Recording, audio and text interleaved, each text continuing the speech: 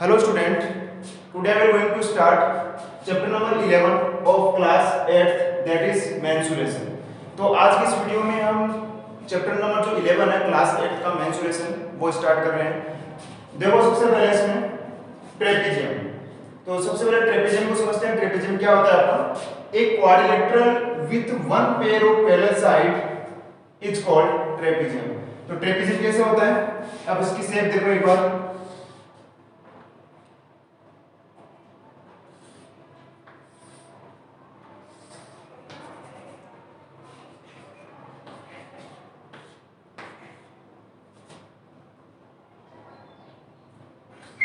देखो इसमें ये वाली जो शेप होती है वो ट्रेपेजियम की होती है।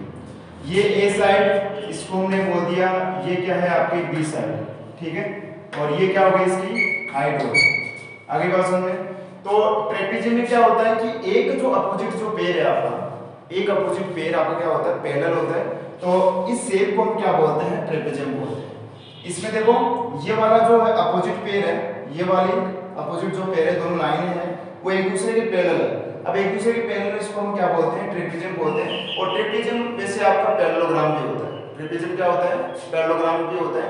पैरेललोग्राम उसको बोलते हैं जिसमें आपकी साइड क्या होती है पैरेलल होती है, इसको हम क्या बोलते हैं? पैरेललोग्राम भी बोलते हैं, ठीक है।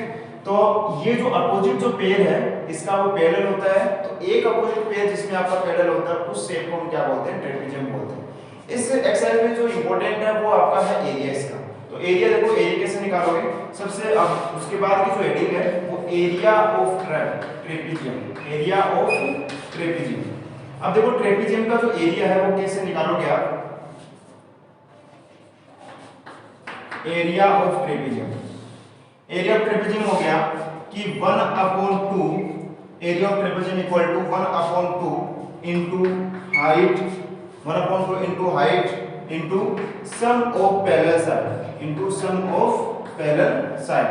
तो इस तरीके से आपको राइट करना है 1/2 into height into sum of parallel side.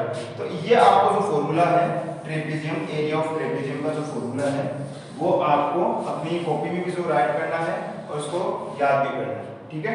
तो area of trapezium equal to क्या होता है? 1/2 into height into sum of parallel side. जैसे सपोज करो कि आपके जो क्वेश्चन में ये एक ट्रेपेजियम आपको दे रखा है, ठीक है। इसमें ये आपको हाइट आपको दे रखी है और ये दोनों आपको साइड आपको दे रखी है। अपोजिट जो पेयर है वो पैरेलल वाले, इन दोनों की साइड आपको दे रखी है। जैसे ये मान लो कि ये 20 दे रखा है, ये आपका 10 दे रखा है, ये आपको 15 दे रखा है। तो इजीली आप क्या कर सकते हो, इसमें पुट करके आपको एरिया ऑफ ट्रेपेजियम जो है वो इजीली आप निकाल सकते हो इसमें, ठीक है। तो 1/2 इनटू हाइट, हाइट तो क्या जाएगी 15 into sum of parallel side, तो 20 प्लस 10। इस तरीके से जब कैलकुलेट करोगे तो आपके पास क्या निकल के आ जाएगा? एरिया ऑफ ट्रेपेजियम निकल के आ जाएगा, ठीक है। अब उसके बाद में सेकंड जो हमारा टॉपिक है वो है रोम्बस। अब देखो रोम्बस देखते हैं, ये आपको साथ साथ में राइट करना है, ठीक है। नेक्स्ट टॉपिक हमारा है रोम्बस। पहले 11.1 का जो बेसिक है वो पूरा हम समझ लेते हैं, उसके बाद में क्वेश्चन पे चलेंगे।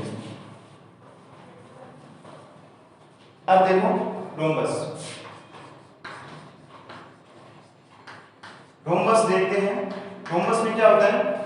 रोम्बस एक ऐसी शेप है जिसमें ये स्क्वायर से आपका मिलके बना हुआ है। रोम्बस किससे मिलके बना हुआ है? आपका स्क्वायर से आपका मिलके बना हुआ है। क्योंकि देखो स्क्वायर में आपकी 4 साइड होती है और रोम्बस में भी आपकी 4 साइड होती है। बस फर्क इतना होता है कि उसमें एंगल का फर्क, एंगल का जो डिफरेंस है वो आ जाता है। स्क्वायर में सारे एंगल जो है आपके 90 डिग्री के होते हैं, लेकिन उसमें ऐसा नहीं होता, ठीक है। और सारी जो प्रॉपर्टी है वो स्क्वायर वाली आपकी लगती है। तो एक क्वाड्रिलेटरल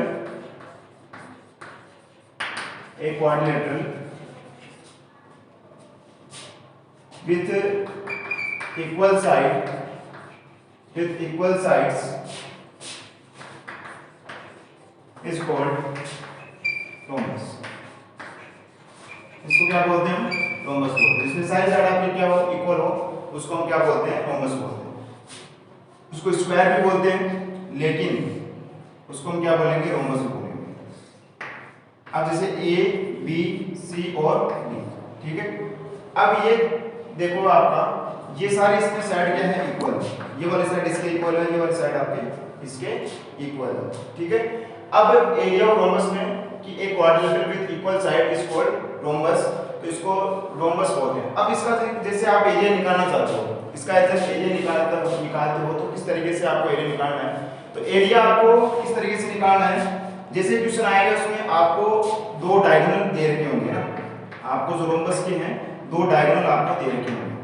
एक तो डायगोनल जो है आपका, इसको मान लेते हैं कि ये जो डायगोनल है आपका ये वाला, तो इसको D1 मान लेते हैं, इसको क्या मान लेते हैं, D2 मान लेते हैं। अब जैसे ही आप एरिया निकालते हो इसमें, तो फॉर्मूला आपका क्या होता है, एरिया ऑफ रोम्बस का फॉर्मूला, एरिया ऑफ रोम्बस। तो एरिया ऑफ रोम्बस का फॉर्मूला हो गया 1/2 इनटू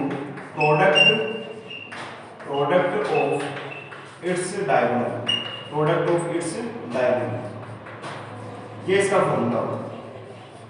ठीक है, तो 1/2 into product of its diagonal का मतलब हो गया कि डायगोनल कितने इसमें 2 है, एक तो D1 माना, एक मैंने क्या माना, D2 माना, तो D1 इनटू D2 है। तो इसका जो फॉर्मूला है वो क्या निकल गया है, area of rhombus equal, directly formula आपको याद रखना है, एरिया ऑफ रोम्बस इक्वल क्या होता है 1/2 into product of its diagonal, तो 1/2 इनटू D1 इनटू D2। ठीक है, तो ये है रोम्बस के बारे में कि एक क्वाड्रिलेटरल होता है जिसमें आपके चारों साइड जिसमें इक्वल हो तो उसको हम रोम्बस बोलते हैं। वैसे आपका जो रोम्बस है वो स्क्वायर से मिलकर बनता है ना, जैसे मान लो सपोज करो कि ये आपका स्क्वायर है, ठीक है।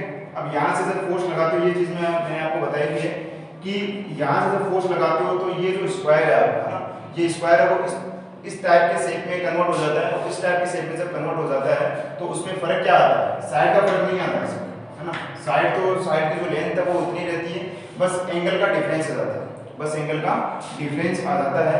तो इस चीज को हम क्या बोलते हैं, शेप को क्या बोलते हैं, हम रोम्बस बोलते हैं। अब इसका एरिया कैसे निकालते हैं, area of rhombus equal to हो गया 1/2 into product of its diagonal. आगे बात समझें, तो ये है एरिया आपका रोम्बस। अब नेक्स्ट वाला जो है वो हम क्वाड्रिलेटरल का पढ़ेंगे, तो क्वाड्रिलेटरल नेक्स्ट हेडिंग हमारी। क्वाड्रिलेटरल में डायरेक्टली एरिया ऑफ क्वाड्रिलेटरल में पढ़ते हैं, एरिया ऑफ क्वाड्रिलेटरल। अब एरिया ऑफ क्वाड्रिलेटरल क्या होगा, area of quadrilateral, area of quadrilateral, area of quadrilateral में देखो, एरिया ऑफ क्वाड्रिलेटरल में सबसे पहले हम डायग्राम बनाते हैं, तो डायग्राम आपका कुछ इस तरीके से बनेगा।